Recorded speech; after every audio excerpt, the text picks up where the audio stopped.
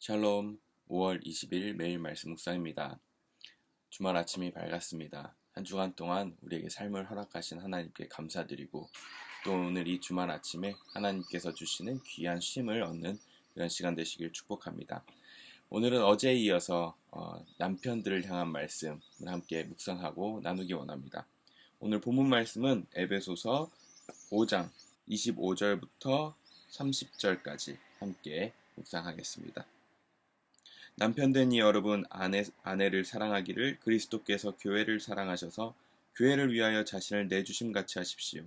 그리스도께서 그렇게 하신 것은 교회를 물로 씻고 말씀으로 깨끗하게 하여서 거룩하게 하시려는 것이며 티나 주름이나 또 그와 같은 것들이 없이 아름다운 모습으로 교회를 자기 앞에 내세우시려는 것이며 교회를 거룩하고 흠이 없게 하시려는 것입니다.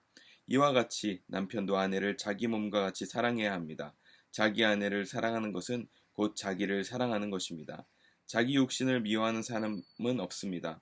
누구나 자기 육신을 먹여 살리고 돌보기를 그리스도께서 교회를 그렇게 하시듯이 합니다. 우리는 그리스도의 몸의 지체입니다. 아멘. 어제는 아내로서 우리 남편을 어떻게 존중하고 또 순종해야 하는지 함께 나누었습니다. 그렇다면 남편들은 어떻게 살아가야 할까요? 참 아내들만 그렇게 하기 억울하다고 생각하시는 분들이 있겠지만 오늘 남편분들도 오늘 이 시간이 말씀을 통하여서 다시 한번 자신의 삶을 점검하고 다시 결단하는 그런 시간 되시길 소망합니다. 남편들에게는 하나님께서 말씀하신 요구가 또 조금은 다릅니다. 물론 그 베이스 기반에는 서로 존중하라, 서로 순종하라는 기반이 있지만 오늘 본문 끝절에 보면 어제도 나누었지만 33절에 여러분도 각각 자기 아내를 자기 몸같이 사랑하고 라고 이렇게 이야기하고 있습니다. 아내들에게는 존중하라고 이야기하고 남편들에게는 사랑하라고 이야기합니다. 남편들이 이렇게 사랑하라고 하는 것은 왜 그렇게 말씀하시는 것일까요? 오늘 본문 말씀에 그것은 남편들은 그리스도의 대리인이기 때문에 그렇다고 이야기하고 있습니다. 남편 여러분, 그리스도께서 교회를 사랑하신 것 같이 그렇게 사랑하십시오 라고 이야기합니다. 여기서 이 사랑은 성경의 신약 성경에 계속해서 등장하는 아가페 사랑을 이야기합니다.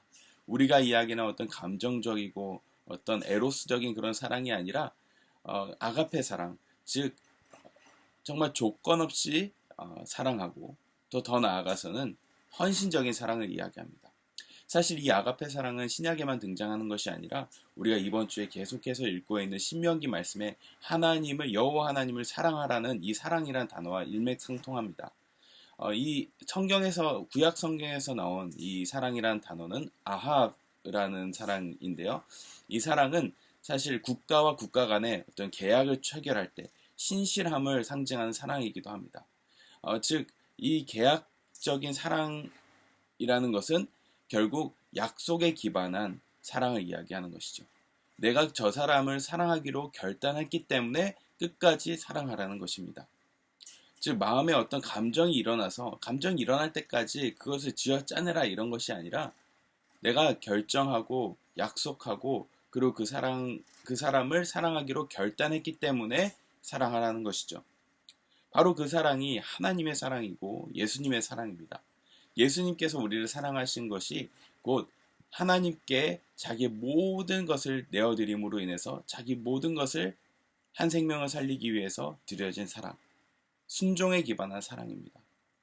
결국 남편들이 해야 하는 사랑 역시 하나님께서 우리에게 보여주신 그 사랑처럼 사랑하라는 것입니다. 이 가장의 모습은 창세기에서부터 잘 등장합니다. 아브라함이 그리했습니다. 아브라함이 자기 아내와 그리고 자기 가족들을 정말 신실하게 사랑하였습니다. 창세기 18장에 보면 아브라함을 남편의 위치로서 어떻게 섬기고 나아가는지 잘 묘사해주고 있습니다. 아브라함은 집안을 충실하게 이끌었고 아내뿐만 아니라 자식들 그리고 하인들까지 충실하게 이끌었던 것을 볼 수 있습니다. 이것이 남편들에게 요구하는 하나님의 사랑입니다.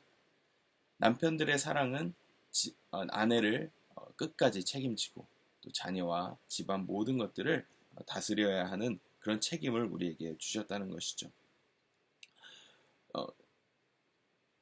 특별히 이 남편들에게 요구하는 사랑은 이 아가페 사랑의 정점은 어디에 등장합니까? 바로 고린도전서 13장에 등장을 하죠. 이 사랑은 정말 어떤 상황에서든 어떤 환경이 내게 오더라도 건강할 때든 아플 때든 정말 가난할 때든 부유할 때든 신실하게 해야 하는 사랑을 이야기합니다. 남편은 자기 아내에게 성실함으로 나아가야 한다는 거죠. 오늘날 우리 세대는 정말 이 사랑이라는 단어가 오염된 세상 속에서 살고 있습니다. 드라마나 영화 그리고 많은 매체들을 통하여서 사랑이라는 것은 내 감정이 부릴 때 일어나야 그것이 사랑이라고 이야기합니다. 하지만 우리가 성경을 곰곰이 읽어보면 그 사랑이라는 것은 어떤 감정만 존재하는 것이 아니라 헌신과 결단 그리고 희생 이 모든 것들을 포함하고 있습니다. 이런 사랑을 하나님께서 우리에게 요구하는 것이죠. 더 나아가서 남편들은 이 사랑에 무엇을 동반하고 있냐면요. 사무엘상 1장 8절에 보면 엘가나라는 남편이 한나라는 아내를 위로하는 장면이 등장합니다. 아이를 갖지 못함으로 인해서 슬퍼하고 있는 상황 가운데 엘가나는 아내를 위로하죠. 고대의 남편들을 생각한다면 아내가 아이를 갖지 못한다면 저주하고 그리고 책임을 전가하며 너의 탓이라고 이야기하고 비난했을 것입니다. 그러나 엘가나는 한나를 위로합니다. 내가 있지 않느냐? 내가 있지 않습니까? 슬퍼하지 말라고 그렇게 위로하는 장면이 등장하죠. 결국 남편은 한 가정의 가장일 뿐만 아니라 남편과 아내로서의 한 가정의 한 팀의 리더로서 그 모든 것들을 책임지고 보살피고 헌신하고 더 나아가서는 일이 잘 되지 않을 때에는 위로해야 하는 그 역할이 있는 것입니다. 결국 이 남편들에게 요구하는 것은 사실은 아내들보다 더 큰 요구이겠죠. 왜냐하면 예수님께서 우리에게 보여주신 사랑을 요구하기 때문입니다. 그렇기 때문에 남편들의 책임은 더 큽니다. 남편들은 그 가정에 있어서 그 가정의 리더일 뿐만 아니라 어떤 재물을 책임지고 또 가정의 모든 것들을 이끌어가야 될 뿐만 아니라 더 나아가서 영적인 리더로서 모든 가정의 예배를 주관하고 또 이끌어야 하는 것입니다. 우리 모든 남편들, 남자분들은 결국 이 그리스도의 대리인이라는 마음으로 이 가정을 섬겨야 할 것입니다. 너무 큰 부담이 되겠죠. 그러나 가장 기쁜 소식은 무엇이냐면 우리가 그렇게 하려고 해도 할 수 없는 존재라는 것을 인정을 하고 남편과 아내 모두가 예수님께로 나아간다면 예수님께서 남편에게 주시는 그 그리스도의 직무 또 아내에게 주시는 아내로서의 직무를 우리에게 맡겨주실 뿐만 아니라 힘을 주실 것입니다. 우리가 순종하고 결단하면 하나님께서 우리에게 그것을 할 수 있는 힘과 능력을 주실 것입니다. 그러므로 너무 부담 가지지 말고 또 예수님께 우리의 마음을 내어드려서 그 남편의 직무를 실천해 보시는 그런 하루가 또 한 주간이 되셨으면 좋겠습니다. 오늘 이 말씀의 남편과 아내를 향한 이 말씀을 한 단어로 후반부에 표현하고 있습니다. 31절 32절에 보면 이렇게 되어 있습니다. 그러므로 사람이 부모를 떠나 자기 아내와 합하여 그 둘이 한 몸이 되는 것입니다. 이 비밀은 큽니다. 이 두 관계를 비밀이라고 합니다. 왜 비밀이라고 합니까? 나는 그리스도와 교회를 두고 이 말을 합니다. 라고 이야기하기 때문입니다.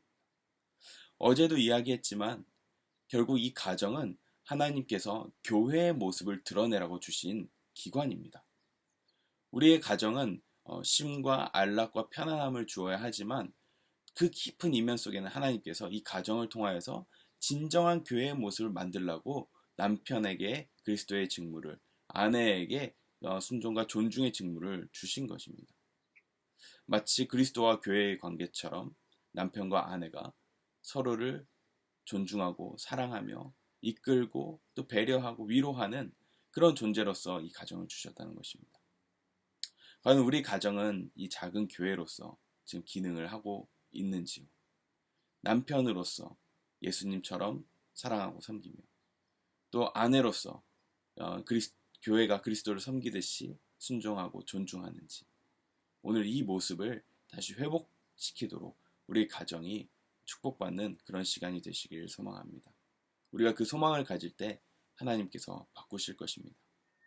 내가 아직 불완전할지라도 하나님께 우리 가정을 내어드리면 하나님께서 이 가정을 천국처럼 만들어 주실 것입니다.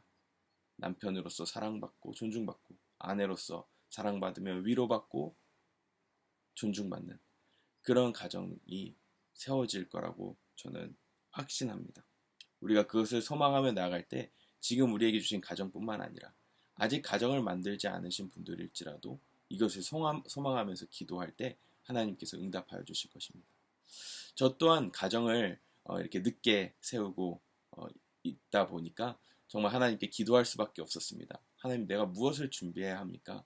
라고 할 때 하나님께서 이 말씀을 주셨습니다. 너는 그리스도와 같이 아내를 섬기는 남편이 되어야 한다 라는 그 말씀을 저에게 주셔서 기도할 때, 하나님, 내가 부족하지만 예수님처럼 한 아내를 사랑할 수 있도록 도와주세요 라고 기도하면서 기도 제목에 썼던 기억이 납니다. 정말 놀라웠던 것은 아내 된 저의 아내도 기도할 때, 하나님, 이 말씀처럼 예수님처럼 나를 사랑하는 사람을 허락해 주세요 라고 기도 제목 리스트에 이렇게 써놨다고 합니다. 정말 이렇게 서로가 오랫동안 결혼하지 못하고 기다렸던 이 사람들에게 하나님께서 같은 말씀으로 기도 제목을 주시고 그렇게 기다리게 하셔서 만났을 때 이 기도 제목들을 서로 확인할 때 너무나 감격적인 순간이었습니다. 아, 그래, 물론 부담은 되고 힘이 들지만 하나님께서 나에게 이런 소망을 주셨지, 이렇게 사랑해야겠다 라고 결단했던 저에게 그것을, 똑같은 것을 기대했던 사람을 만나게 하셨을 때 누릴 수 있는 기쁨은 말할 수 없이 컸습니다. 우리 미랄교회 성도님들, 그리고 이 영상을 보시는 모든 분들, 결혼을 하셨든 아직 결혼을 하지 않으셨든 가정이 있든 없든 상관이 없이 이것을 가지고 함께 기도하셨으면 좋겠습니다. 그럴 때 하나님께서 그 가정을 정말 하나님께서 기뻐하시는 천국과 같은 가정으로 만들어 주실 것이고, 남편과 아내 비록 갈등이 있을지라도 이 말씀으로 인하여서 다시 한번 우리의 정체성과 우리의 역할들을 점검하면서 나아갈 때 하나님께서 회복해 주시고 또 새로운 길을 열어 주실 거라고 믿습니다. 가장 중요한 것은 하나님께서 원하시는 대로 우리가 순종하는 것일 것입니다. 그럴 때 우리가 가장 행복한 삶을 살 수 있고 가장 기쁜 가정을 일궈낼 것이라고 저는 믿고 확신합니다. 우리 모든 성도님들에게 이런 축복이 넘치게 되는 그런 가정이 되기를 예수님의 이름으로 축복합니다. 기도하겠습니다. 사랑의 하나님, 감사합니다. 하나님께서는 우리에게 가정이라는 축복을 허락하여 주셨습니다. 이 가정은 하나님께서 우리에게 보여주신 가장 원초적인 사랑을 드러내는 곳이라는 것을 오늘 말씀을 통해서 배웠습니다. 그리스도께서 교회를 사랑하듯이, 교회가 그리스도를 순종하듯이 그 관계를 우리 가정에게 보여주시려고 우리에게 이 가정을 허락하셨습니다. 하나님, 여전히 우리는 불완전하고 또 변화해야 될 것들이 너무나 많습니다. 한 사람은 예수님을 따르고 한 사람은 예수님을 따르는, 아직은 온전하게 두 부부가 예수님을 섬기지 못할지라도 하나님, 예수님을 아는 이 가정 가운데 하나님을 더 섬기는 그 자가 먼저 이 말씀대로 순종하고 따라갈 수 있는 그 헌신, 그 결단을 허락하여 주시옵소서. 우리는 죄인이라 서로가 억울해하고 손해보고 싶지 않은 저희들이지만 하나님, 성령께서 저의 마음 가운데 선한 마음을 창조하여 주셔서 먼저 주님 앞에 순종하고 먼저 주님 앞에 엎드려서 하나님께서 기뻐하시는 뜻을 순종하고 이루어드리는 저희 모두가 될 수 있도록 인도하여 주시옵소서. 주님, 감사합니다. 우리에게 가정을 주신 하나님을 찬양하고 또 앞으로 가정을 만들 모든 이들에게 주님 동일한 이 말씀의 축복을 허락하여 주시옵소서.